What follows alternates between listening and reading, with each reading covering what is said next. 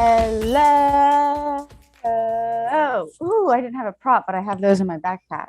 Could have used those. Welcome in to Farm to Fame. I am Kelsey Wingert. That is Peter Moylan. That is Maddie Mass. Ashland might be hopping on here possibly to talk some college baseball with us. We are having a ton of Wi-Fi issues. I am on the road in Miami. Ashland is at the beach. Peter, how was your Father's Day? It was good. We did celebrated a week ago when my daughter was still here from London. So yesterday's Father's Day was good.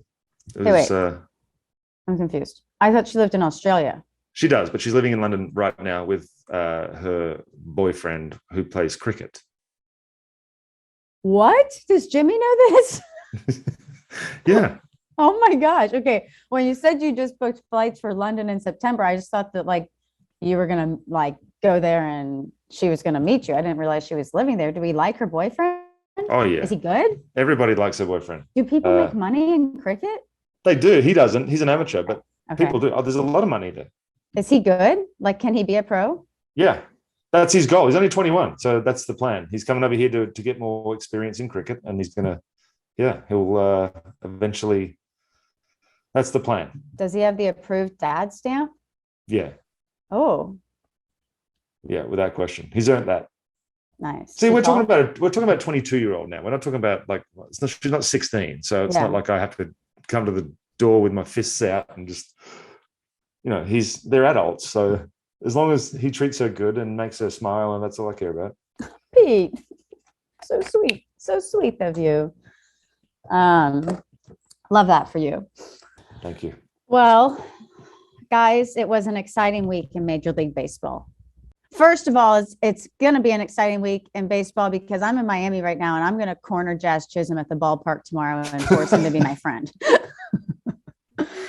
Second of all, there were a lot of great call-ups, and that is our opener brought to you by DraftKings. It's time to step up to the plate, just like Jazz Chisholm Jr. with DraftKings Sportsbook, an official sports betting partner of Major League Baseball. New customers can bet just $5 on any game and get $150 in free bets no matter what, win or lose. Looking to turn another small bet into a big payday this baseball season with DraftKings Sportsbook same game parlays?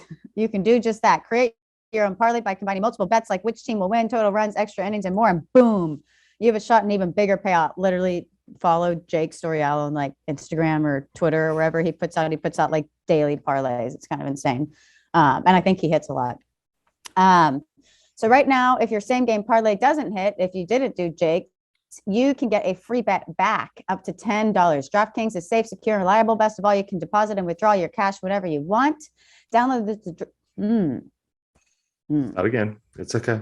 Start again. Ready? 3, 2, 1, go. Download the DraftKings Sportsbook app now. Use promo code JOMBOY. New customers can make any $5 MLB bet and get $150 in free bets no matter what. That's promo code JOMBOY.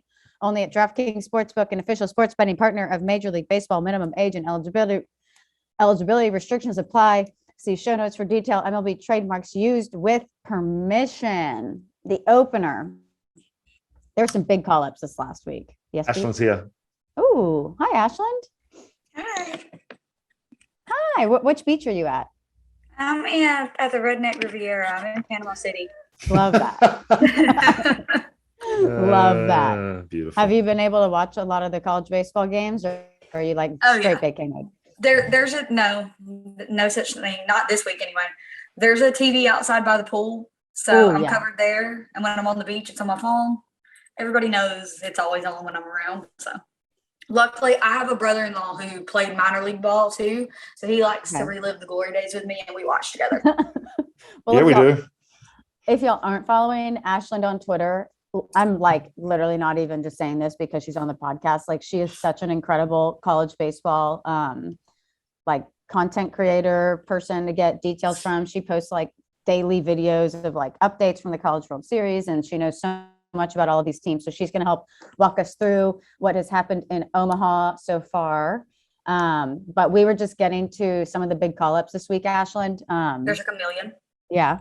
So we are fired up about Riley Green. He was the Tigers' #1 prospect. He's MLB's #2 prospect. This is a guy who we thought was going to probably crack opening day, but he started Would the have. season. Yeah. Would have. Yeah. Was that did they come out and say that?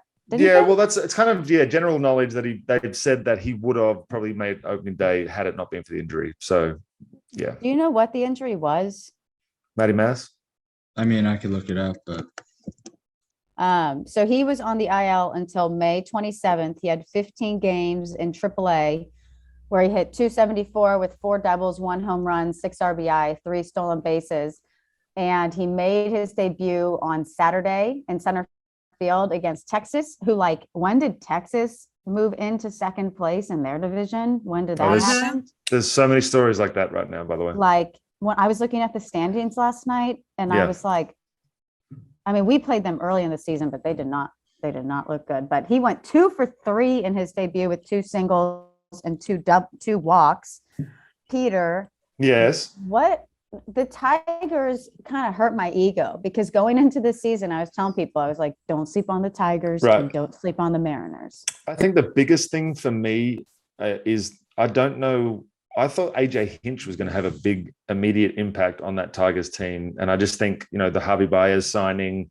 He's been trash. I shouldn't say that. He hasn't been good. Please. He has not been up to his very high standards. Yeah. You're right, Kelsey. But yeah, I don't know. It's like there's an in-between time with Detroit right now. It's like Miggy's still over there. We've still got the influence a little bit, but there's still a ton of young guys. It's just I don't know what they're trying to achieve over there. Are they trying to win right now, or is it just a transition period? That's what it feels like. But they're bringing up all these young guys to, I guess, wet their beak at the big league level and see what happens. I guess it's just like a tryout to see who's going to start the season next year for the rest of the year for them because they've been so terrible. Who knows? Well, and Casey Mize was hurt. Oh, he had Tommy John. Yeah. So and he was having such a good year last year. I know I had seen Tarek Screwball's name being thrown around a lot, but yeah, the Tigers were a team that I was really fired up for coming into this season. Seattle too. You're right. Seattle too. Seattle have been, I don't know, man. I don't know what's going on in Seattle. Jesse Winker is kind of not really doing much. He's kind of lost right now. Mm-hmm. They're not getting any offense from really anybody. So I'm trying to read up on Riley Green. It says his swing is often described as fluid, but it also comes with plenty of violence. I love that. He exhibits a mature approach as well, one that helps him to pick up walks at a good clip. With his strikeout rate on the high side, there's a hope that it'll trend back down as he sees more upper level pitching. He's played all 3 outfield spots with Toledo. His instincts help make up for average speed, and he has the arm to work anywhere on the grass. So like we said, he's the Tigers' #1 prospect, MLB #2 prospect. That was a really exciting debut and good for him because that probably crushed his heart thinking he was going to crack opening day and then getting that stolen from you. Stolen. Wow. There were a ton of debuts. Yes, there was. Okay. Gabriel Moreno debuted for the Blue Jays. He's Blue Jays #1, MLB #4 in 36 AAA games. He hit .324 with 8 doubles, a home run, 23 RBI, 44 total hits. He's now played in 5 MLB games where he's only hitting .421 with 8 singles, 4 RBI, and .871 OPS. He had a 3-hit night in his 3rd career MLB game. The poor guy. Too bad he couldn't do better than that. Are the Blue Jays for real, Matty? Can they turn what they're doing around? I know they've got decent starting pitching. Aren't the Yankees still like 11 games up in the East? They are. The Yankees are on a different level. I was listening to people talk yesterday on the radio, and they're talking about how this is the best Yankees team since the 90s and all that. And is it though? I feel like if we're comparing that team to the late 90s Yankees, I mean, is that a stretch? I think that's a stretch. I don't know. I mean, I think who's Derek Jeter on your team? Aaron Judge, really? Mm-hmm. Yeah, and Jeter never won an MVP. Is he the leader of that team? Aaron Judge is the leader of that team. Yes. Maddie, don't judge me when I ask this because I'm an NL gal. Okay. And I know I'm going to ask this question and you're going to say a name and I'm going to be like, I'm an idiot. But like, what significantly changed from last year's team to this year's team that's made the Yankees this juggernaut? Matt Blake. The pitching coach? Dang, I was going to say Josh Donaldson. Did you see, Ashland, did you see the way he threw down his bat when he got hit by a pitch? I Yes, love I JD. I love JD, but I was like, come on. He's a volatile person. It's awesome.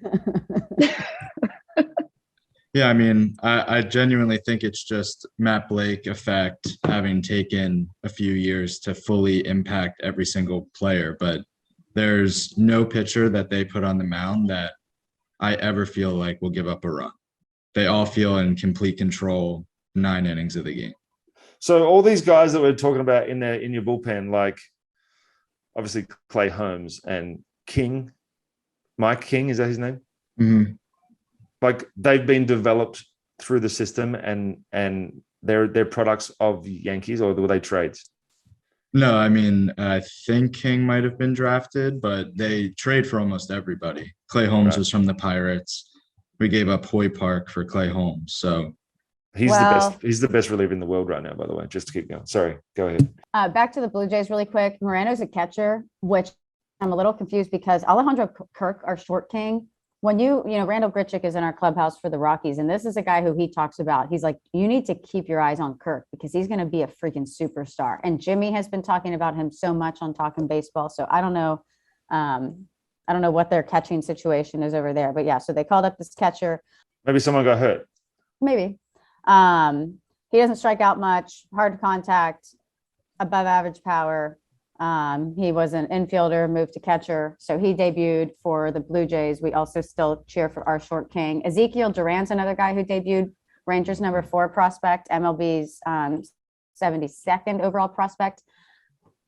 He replaced Josh Smith, who has been placed on the IL. But Josh has played 4 rehab games in AAA this week, by the way. There it is. In 14 major league games, Duran's hitting .291 with 3 doubles, a triple, a home run, 8 RBI, 2 stolen bases, and .807 OPS.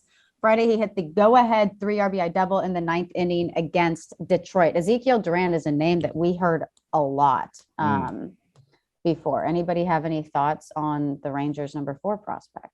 I don't, actually. I don't know anything about really what's going on with the Rangers at the moment. The fact that you just told me that they're in second place is a little frightening, I'll be honest. Yeah. So the Angels are now in third place. Is that what I'm led to assume? The Angels are in. Oh, Texas has now dropped to third place. They're half a game behind the Angels. So Houston leads the division by 9.5. Then the Angels are in second. And then Texas is half a game behind them. Seattle 3 games behind them. Oakland's just hanging out down there. It's another sad story. Goodness gracious! This is genuine. I've been paying so much attention, like you, Kelsey, to the NL that the AL is kind of now, Anyway. Yeah, I don't know much about the AL, but that's what happens, especially when you get in baseball season and you cover a team in the NL. Another call up, Peter. You have the PowerPoint up because I can't pronounce it. Jer Encarnacion went deep. Made his debut Sunday and hit a go-ahead grand slam in the 7th inning in a W against the New York Mets. Thank you very much, by the way. Yes. Very much. We appreciate you. But if you saw it, the excitement, the family moment afterwards, it was everything that every kid obviously dreams about, but that's such a cliche to say, but it's legitimate. I mean, if you're a kid, you hit a game-winning grand slam every time you're at the plate in the backyard. It's just that simple. So for him to do it in real life is awesome, and then have the family there as well. I think he shared a moment afterwards with his dad. There was a great moment afterwards on the field, but it was caught. So that was awesome to see. And they beat the Mets, so that's even better. Yeah. So congratulations. I'll get to see him this week. He's the Marlins. I'm glad you passed this one off to me so that you can try this next name. You could just say Cannon Smith. Cannon Smith. You can't, because there's a hyphen with another name there. What is it supposed to be? He goes by both. I don't know. Okay. So if it's Cannon Smith, go. Nope. Cannon Smith Najipa. I'm so sorry, Cannon Smith.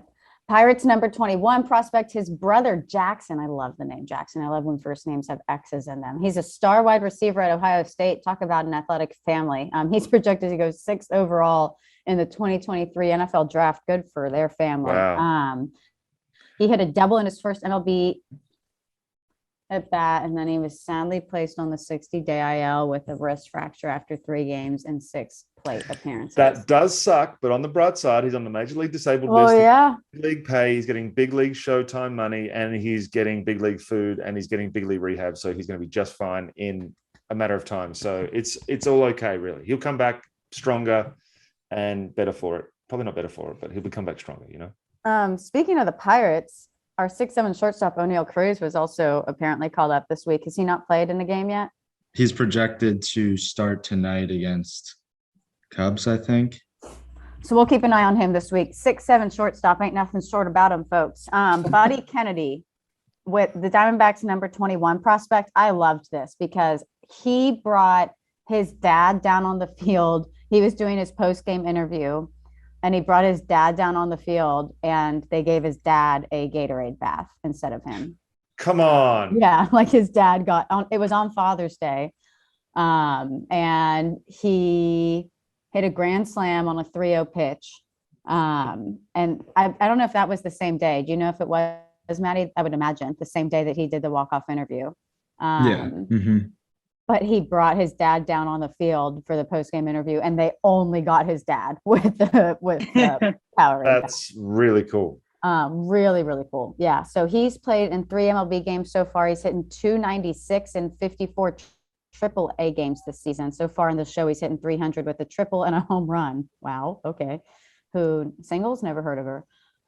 So that's Buddy Kennedy for the Diamondbacks. Diamondbacks, are they still floating around 500? Kind of. They're 32 and 36. I think they've showed themselves a little bit lately, but there was that time where everybody was talking about how awesome the West is because they're all above 500, but now they are 32 and 36 and 9.5 games out. But the Dodgers are not running away with it like we thought they were. But we just did the Dodgers a favor and swept the Padres. Right. Which, like, I love my Rocks, but like we had just gotten swept by our friend Richie Palacios and the Guardians, and then the Padres come. They just went into LA, and didn't they take 2 out of 3 there too? I know they won. I think it was yesterday. Ashland, do you know? I don't remember. I know they've at least won. They won yesterday. Yeah. But yeah, they came in, they swept us. We had a good road trip, and then they came and swept us, and then we swept the Padres. But yeah, the West is kind of a little interesting right now. Peter, you got this next guy? I do. Oh, dang it. Luver Paguro. Let me start again. No, number 5 prospect, MLB number 58, Luver Paguro. MLB debut on Sunday at shortstop where he recorded a single. However, Pirates have now called up another shortstop. Pirates? O'Neal Cruz, number 3, reportedly getting called up, but hasn't happened yet. Is that what I'm led to believe? Well, it will probably have happened by the time that this Maddie just tweeted something out. It'll happen by the time this show airs, but O'Neal Cruz is going to take the world by storm because of his height. Not because of his baseball. Well, I mean, I kind of looked at O'Neal Cruz's AAA numbers this season, and they didn't jump off the laptop to me. But I know he hits the ball very hard. I've seen videos of him absolutely smashing baseballs at like 116, 118 miles an hour, but I'm not sure that that's just the generation that I don't know. I don't know if that's it. I don't even care what he does at the plate. I just want to see him field. Yeah. I just want to see how difficult, and obviously it's not difficult because he's still playing short. I mean, if fielding was an issue for him, he would have switched by now, but like, you got to get down, buddy. There's a lot of movement over there. Okay. So those were some of our big call-ups for the week that we'll be paying attention to. I'm most excited for O'Neal Cruz just to see him field, but good for Buddy Kennedy. That was fun. Before we dive into college baseball, which is why we brought Ashland on, because Omaha is one of the most exciting times for any baseball fan. We want to talk about Michael Harris's contributions with Atlanta, and Peter, you've gotten an up-close look at him, and I haven't seen anything. So okay. Go. I'll give you a full rundown if you like. Yes. Comes up, gets the first knock out of the way early, and then makes a couple of good plays in the outfield and has a decent first week, like decent, where people are still sort of questioning whether it was the right time. You know, he's having some good, okay at bats. And then all of a sudden we go to Arizona and he has an at bat and he gets a knock. And then he starts playing center field with a lot of confidence because Arizona and Colorado are so big. He's running down balls all over the place. And that's translating to his at bats. He's getting more comfortable with at bats. Then he hits his first homer in DC. Oppo on a ball literally that far off the outside part of the plate. He took it Oppo. And I'm thinking, okay, this is nice. And then ever since, that's all he's been doing. He's literally the center field, left center gap has become his friend. And he's continued to rake and hit in that 9-hole spot. And he's just honestly solidified the whole Braves lineup just by allowing everybody to be more comfortable now. You've got Duvall in left field instead of playing center field, which was out of position. Duvall was playing center. Yeah, you got Acuna now in right field every day. He's played every single day for the last, I can't remember when he didn't play. That's how many games in a row he's played. And he went through a little bit of a struggle on the road trip, but now he's back. So everybody's in their right positions. Everybody's comfortable. We've got the bottom of the lineup that's raking. You got Duvall, D'Arnaud raking, and then you got Michael Harris in that 9 spot. So it's like he's got I think his OPS is over 1,000 over the last 10 games. He's just really adapted to this level. Like I didn't expect him to so quickly. But he's looks like it's a real, like it's, I don't want to put so much pressure on him and be like, oh, he's his next superstar, but he's looking like a very, very good big leaguer to this point in his career. Ashland. He, I mean, not to be dramatic, but he's the reason the Braves won 14 games in a row. He came up, he had a couple days, he got everybody set. It's a little dramatic. And then everybody started going. It's true though. You're absolutely right. I'm kidding. It's not dramatic. He changed the whole team. Because like you said, now Duvall is over there. He's comfortable in his spot in the outfield. That's translating to his offense. Ronnie's comfortable. Yeah. He's turning the lineup over. It's not just his on-field performances that are impacting the team. It's his ability to track down balls that Duvall might not have been able to get to, that makes innings quicker. The starting pitchers feel more comfortable. You know, there's a lot of balls in play this year as opposed to the years past. So there's a lot of reliance on good defense, and he's shored up Atlanta's defense unbelievably. He's making catches out there that I'm like, there's no way he's getting that. There's no way he's getting to that, and he gets there. What's his build like? Is he tall? Is he skinny? Is he muscular? If I was to have a guess without looking it up, I'd say he's probably 6'1", 6'2", 200 pounds, 205. Okay, that feels right. Was it a surprising call up when he got called up, or was there talks about it? There was talks about it just because it was such a struggle in the outfield for the Braves for a period. Ozuna in left field, Duvall in center field. And then some days we didn't have Acuna in right because he was DHing a lot because they didn't want to put him on the turf. So it was like there was a lot of extra runs and extra pitches being thrown based on our outfield defense. And I think that's the biggest impact that he's made. But now that he's raking, it's like, well, we've got the best of both worlds. The best thing ever. Where's Drew Waters?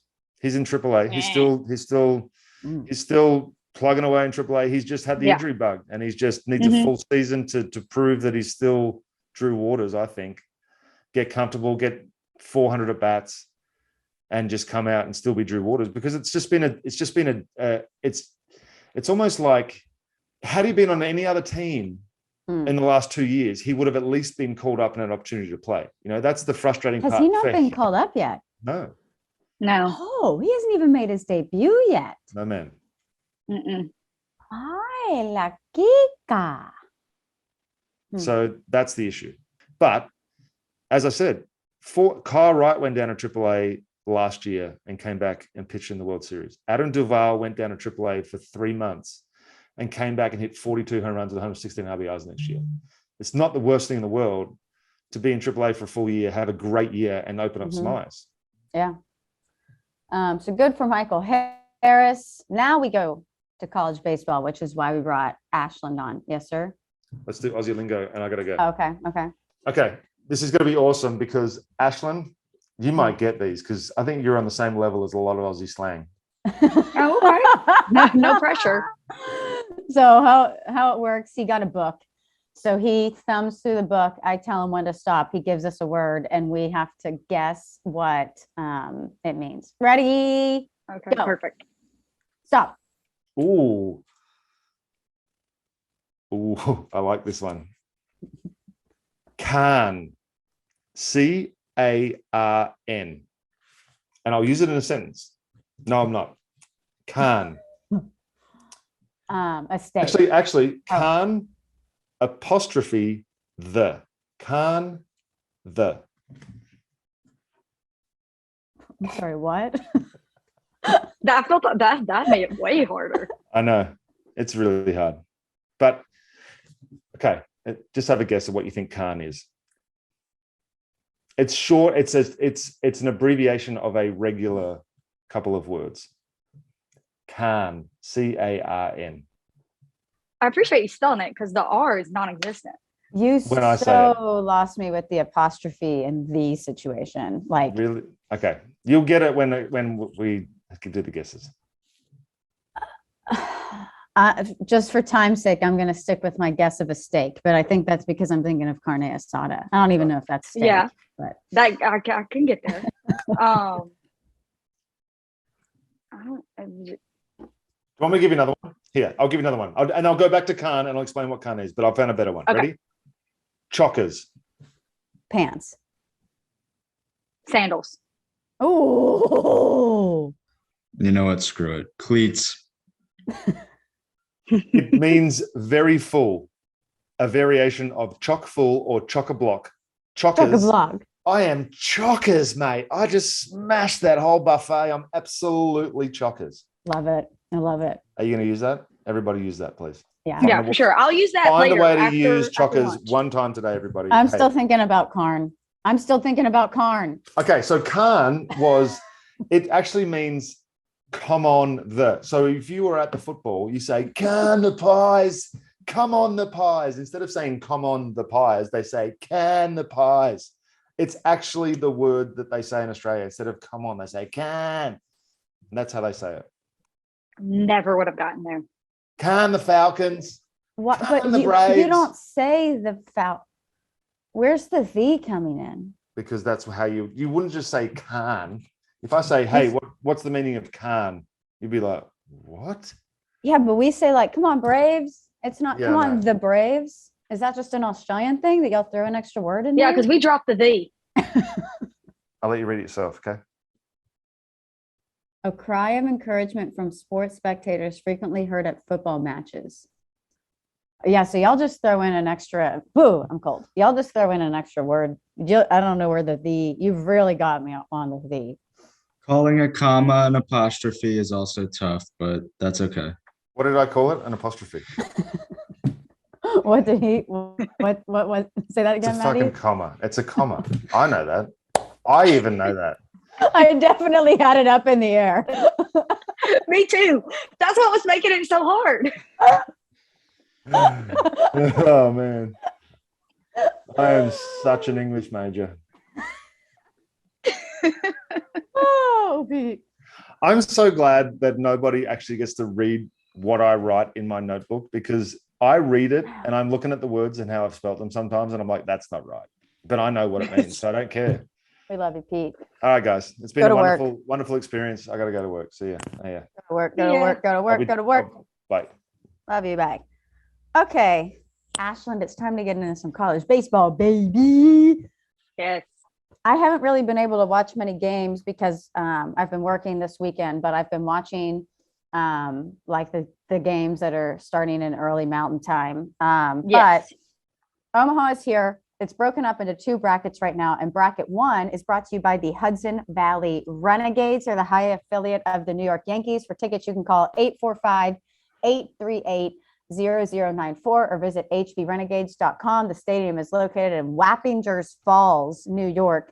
They're still doing that same deal we've been telling you about. Buy one, get one lower box ticket the rest of the season with code JOMBOY. That's actually a really good deal. So you buy one, get one free for a lower box ticket the whole season with promo code JOMBOY. You can follow them on Instagram, Twitter, and TikTok at HV Renegades. And if you follow them, you can stay up to date with all the top Yankees prospects as they make their way through the system. The season is still getting started at the Dutch. Come find your fun only at the Dutch. They have new hats, new merch, new swag, only at the Renegades team store. Ashland, you know this, but don't sleep on minor league gear because they have some Absolutely not. sick gear. And if you want to check out the gear, you can use code JOMBOY for 20% off of your purchase today. So make sure you visit hvrenegades.com, buy one, get one lower box ticket the rest of the entire season with code JOMBOY.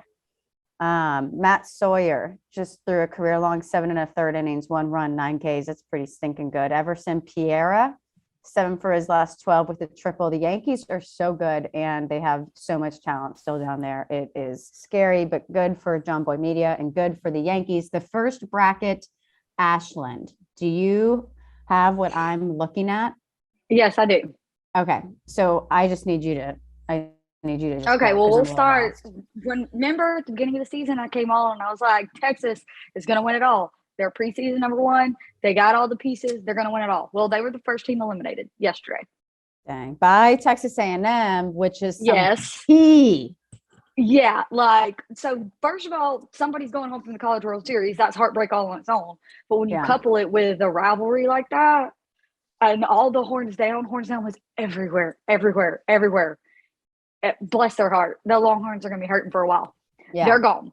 Notre Dame is also in that bracket. They were beaten by Oklahoma last night. Oklahoma is on absolute fire right now. The first play of the game yesterday, Cade Horton, their pitcher, goes to run into foul ground to catch a foul ball, leans over into the dugout, completely flips over into the dugout. Like how he didn't hurt himself, I have no idea. And comes out. He pitched wonderful last night. Peyton Graham was like 4 for 4 at the plate last night. Oh, wait, no. There's some cool, funky stat. He was 4 for 4 at the plate, and he had a couple of stolen bases, something, and he was the first person to do it since Barry Bonds in '84. Hold on. I want to read this exactly so I don't screw it up. Let's see here. Peyton Graham, if you watched the TikTok that I did over college baseball, that was a name to keep your eye on. He's one of the big guys over at OU. He went 4 for 4 with 2 steals. He's the first player to record 4 hits and 2 steals in a College World Series game since Barry Bonds in 1984. Wow. So, that's kind of good if you and Barry Bonds are like the 2 people to do it. I mean, I'm just saying. Texas A&M looked great yesterday. Also, obviously, when they beat Texas. And it was a lopsided game, wasn't it? Like it was like 10-2 or something. 10-2, and to be quite honest, Texas just appeared to have there was no fight in them. There was just no fight in them. They went down early and they stayed down. There was one point, I believe it was the 6th inning, bases were loaded with the Hispanic Titanic up to bat and he strikes out. I was like, it was just so deflating, and it just kind of seemed like that the entire game. And I don't know, I did not expect them to go 2 and out. Obviously, since I thought they were going to win it all, but it was just a sad showing from start to finish, to be quite honest. There was no moment where you were like, oh, that's Texas baseball. There really wasn't. So what is the format? Each team only plays the other teams like one? It's not series. It's just one game and it's correct. Double elimination. Okay, so you have 2 brackets of 4 and it's double elimination. So Texas and Notre Dame played. Texas lost. A&M and Oklahoma plays. Oklahoma lost. So the losers played and then the winners play. Okay. So that moved on to Texas A&M, and Texas played. Texas lost. A&M moves on to Notre Dame because Notre Dame lost to Oklahoma. So it's double elimination, but there's 2 sets of brackets. Okay. And then those 2 brackets don't cross over to your finals at the end. Okay. So we have, let's see, the next round will have Oklahoma versus whoever wins the Oklahoma and Notre Dame game. Because Oklahoma, they've won. Oh, this is another fun stat. They won their first 2. Wait, I'm confused. I thought you just said it'll be Oklahoma versus whoever wins the Oklahoma Notre Dame game. Oh, I probably did say that. Whoever wins the A&M and Notre Dame game. So Oklahoma's already there. Yeah, Oklahoma's there. Okay. They're waiting for whoever it is they play. A&M and Notre Dame have to play and battle that out. Because A&M and Notre Dame have both lost once. If Oklahoma loses, do they play a second game, same teams? Yes, they do. Yes, they do. Okay. Because it is double elimination. Fun fact, Oklahoma, they have started 2-0 in the College World Series twice. This is their third time to do it. The last 2 times they did it, they won the World Series. So it was like 51 or 54 and like 90 something. I don't remember the years, but so that's a pretty good showing for them. Is Oklahoma technically now in what would be considered the semifinals? Yes. Okay. Yes, they're just waiting on their opponent, but yes. And when's A&M and Notre Dame's? I think that game is tomorrow because they've got it. The way the brackets are scheduled, they play a game and they have an off day. So today is the other bracket. It's the Auburn and Ole Miss, and the SEC bracket is today. You're correct. So Tuesday, June 21st, which is tomorrow as we record this, Texas A&M and Notre Dame play at 2:00. Yes.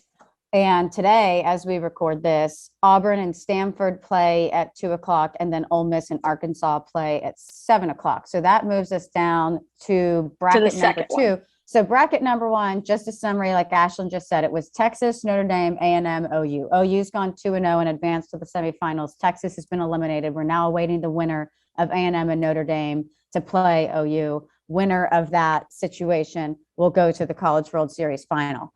Bracket number 2, the other 4 teams, is brought to you by Greg Morris Cards, the most trusted sports card seller on the planet. He sells over 80,000 sports cards every single month, over 2,000 a day, exclusively on eBay. GMC sells baseball cards from every era, pre-war, post-war, modern. If you're a card collector, like this guy is going to have exactly what you're looking for.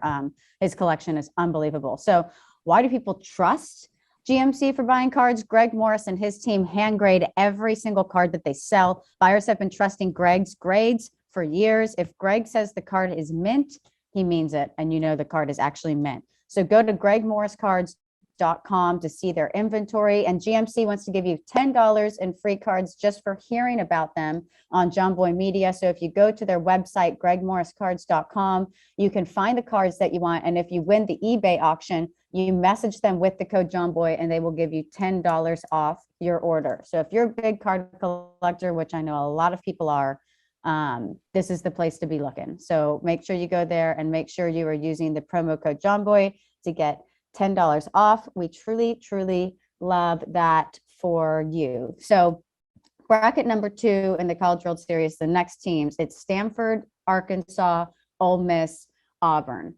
Remember, Ole Miss is the team they came in. They were the last team in, 64 out of 64. And here they are sitting in Omaha.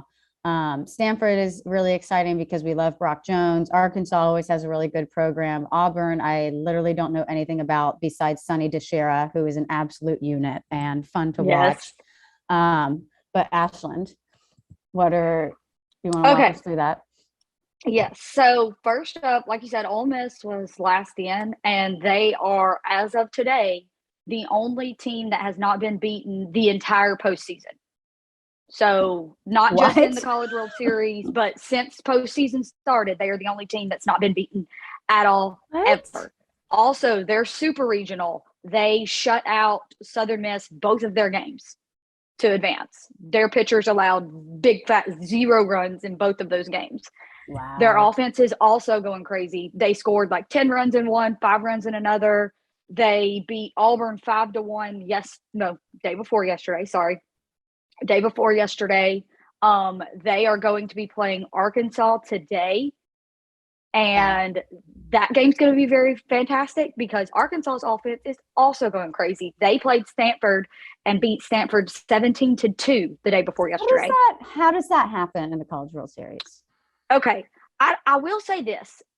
The balls are different right now because typically we're like setting records for the number of home runs in Charles Schwab right now because I want to say they had the record was like maybe it was like 6 or 7. Balls just don't go out of Charles Schwab regularly. It was like 6 or 7 home runs in the College World Series was the record. And we hit like 4 in the first day. So the balls are different. They're definitely flying. But Arkansas's offense is just really good. It's just really good. They set all kinds of records that day. It was like the most hits in a game in Charles Schwab history. It was the most runs scored by an SEC team in the College World Series ever. They had 21 hits. 21 hits, 17 runs. It was the most the first team to win by 15 since Arizona State won by 15 in 1988. Like, they just – you have today with Ole Miss and Arkansas, you have two very powerful, very potent offenses coming together. And both of them are kind of a little bit – I mean, I don't want to call Arkansas an underdog because I don't want to, like, offend them. But Arkansas, you can fairly say they have probably underperformed for what their fans and stuff would have wanted for them this year. They've been good. They've won a lot of games, but their offense just has not been insane. Yeah. So that, and then on the other hand, you have Ole Miss, who was dead in the water a month and a half ago. Seriously, like actually, like people weren't even knowing if they were going to make it to the SEC tournament. And here they are, Correct. like you said, just I cannot believe they're unbeaten in the postseason. I'm looking at the box score from this game, and I guess like this obviously has to be implied when you have 21 hits in a game, but every single starter for them had a multi-hit game, which is like, I guess, duh, like if you do the math and you're like 21 divided by 9. But I mean, what a freaking showing. I see that Brock Jones still homered for Stanford, but isn't Stanford like ranked? They're number 2 seed. Stanford's the 2 seed. Yeah. Brock Jones, it was a leadoff homer in that game. And that was it pretty much. I mean, they scored one more run later on, but that was it. They could get absolutely nothing going. And that defense, the Stanford defense, was running down balls all day, trying their best to like keep it under control. And it was just, there was just no hope. Arkansas shoved it down their throat from start to finish. Yeah. It was, and Arkansas's starter went 7 7 2/3. Yeah. Yeah. And on 79 pitches, he went 7 2/3. Yes. So great. So Arkansas they're in a great spot then because their bullpen is rested. Like, good for that them. day. The Ole Miss starter and the Arkansas starter both went 7 2/3 innings. So those bullpens for this game today are completely rested. So it's not even like an advantage. Yeah, like if both of their starters go in and for some reason blow up, it doesn't matter because both of the entire bullpens are rested. Wow. It's gonna be a really good game. That one's at 6. Before that, we've got Stanford and Auburn playing at 1. That's an elimination game. Stanford's lost 1. Auburn's lost 1. Somebody's going home. Who do you think?